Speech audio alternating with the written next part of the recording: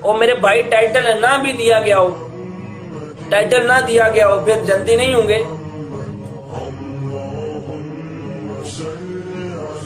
جی title نہ دیا ہو، کتنے صحابی ہیں جن کے ٹائٹل نہیں ہیں تو وہ جنتی نہیں ہیں؟ عجیب ڈرامے بازی ہے، کیوں کنفیوژن کا شکار ہو رہے ہو؟ اتنی سی بات ذہن میں رکھ رہے ہو کہ جو صحابی نبی ہے اس سے اگر کوئی خطا ہوئی ہے تو وہ اللہ اور اس کے درمیان کا مسئلہ ہے، بس۔ کتنا مشکل ہے اس بات کو ایکسپٹ کرنا میرا بھائی۔ ہاں اگر کوئی یہ کہے کہ ان سے کوئی غلطی ہوئی نہیں، ان سے تو غلطی ہو ہی نہیں سکتی، ان سے تو ایسا کوئی معاملہ ڈل ہی نہیں سکتا، پھر رولا ہے، پھر آپ بیٹھ کے بٹھاؤ کہ بھائی جان اے بھی ہویا، اے بھی ہویا، اے بھی ہویا، لیکن ادب کے دائرے میں، احترام کے دائرے میں رہ کہ بھائی اگر ان کو ٹائٹل نہیں بھی ملتا، اگر ان کو یہ چیز نہیں بھی ملتی، ٹھیک ہے، تو بھی آپ کا کوئی کام نہیں بنتا کہ آپ بیچ میں گھس کے کہیں کہ بھائی جان جی ہو گیا ہو تو وہ ہو گیا، ٹھیک ہے۔ اب جو معاملہ سمجھنے والا ہے وہ یہ ہے کہ آپ نے عمار بن یاسر رضی اللہ تعالیٰ عنہ والی ایک روایت جو پیش کی ہے اس میں یہ سمجھ لیں کہ حدیث کا کبھی بھی ڈائریکٹلی لٹرل مطلب نہیں لیا جاتا، نہ اس کے پہلے نہ عربی کانٹیکسٹ کی طرف آتے ہیں تاکہ ہمیں سمجھ تو ہے نا یار بات کیا ہوئی ہے۔ یدعونہ الی النار، کہ وہ اس کو نار کی طرف بلائیں گے۔ نار کا مطلب آگ ہوتا ہے، جہنم نہیں ہوتی۔ آگ تشبیہاً استعمال کیا جاتا ہے بعض اوقات عربک لنگوسٹک کے اندر کسی ایسی چیز کی طرف جو نقصان دہ ہو، جس سے نقصان پہنچنے کا اندیشہ ہو۔ ایک بغاوت کی طرف اشارہ تھا، ایک خروج کی طرف اشارہ تھا جو حضرت امیر معاویہ رضی اللہ تعالیٰ عنہ کی طرف سے ہوا، اجتہادی ہوا، لیکن حضرت علی رضی اللہ تعالیٰ عنہ کی خلافت چونکہ حق تھی تو اس کو الی اللہ جوڑا گیا، کیونکہ وہ خلافت راشدہ ہے جس کی گارنٹی خود سرکار دو عالم صلی اللہ علیہ وسلم نے دی ہے، ٹھیک ہے۔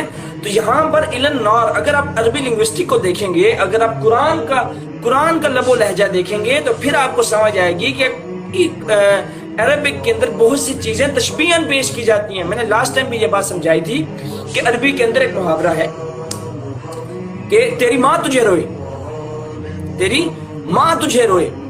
اگر آپ یہ نارملی بولتے ہو نا تیری ماں تجھے روئے، لٹرل میننگ اگر لے لیا جائے تو اس کا مطلب ہے تو مر جا۔ لیکن جب ہم عربک محاوروں کو پڑھتے ہیں، عربی کے محاوروں کو اور ان کے اصولوں کو پڑھتے ہیں تو ہمیں پتہ لگتا ہے کہ یہ محاورہ ہے۔ اس کا معنی ہوتا ہے کہ یار تو کیسا انسان ہے، بدنصیب انسان ہے، تو کیسا بدنصیب انسان ہے۔ سرکار نے فرمایا اس شخص کی ناک خاک آلود ہو جائے، اس کا یہ مطلب تو نہیں ہے کہ اس کی ناک کے اندر خاک ڈال دی جائے گی، لٹرل لے لو سارے مطلب۔ کچھ محاورے بھی تو سمجھ لینے چاہیے نا، کچھ محاوروں کے اندر بات ہوتی ہے، تشبیہاً بات کی جاتی ہے، سمجھانے کے لیے بات کی جاتی ہے۔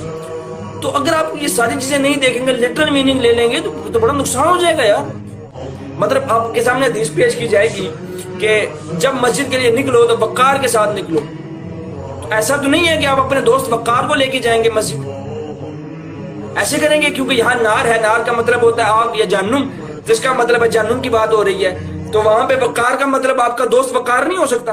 چیز کو سمجھا کرو۔ اور صحابہ بھی ہم کون ہوتے ہیں صحابہ پہ تنقید کرنے والے یار، ٹھیک ہے۔ میں نے آپ سے بتایا نا کہ ہمارا یہ کام ہی نہیں ہے۔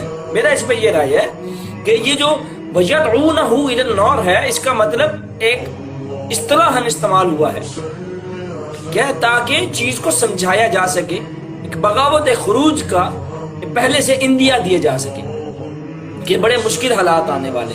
آپ کا دین کے اوپر جو ریسرچ ہوتی ہے نا وہ وہیں پر رک جاتی ہے جب آپ اس طرح کی باتیں شروع کر دیتے ہو، ٹھیک ہے۔ صحابہ کو تو نہیں چھوڑ سکتے نا یار، صحابہ کو بھی چھوڑ دیں۔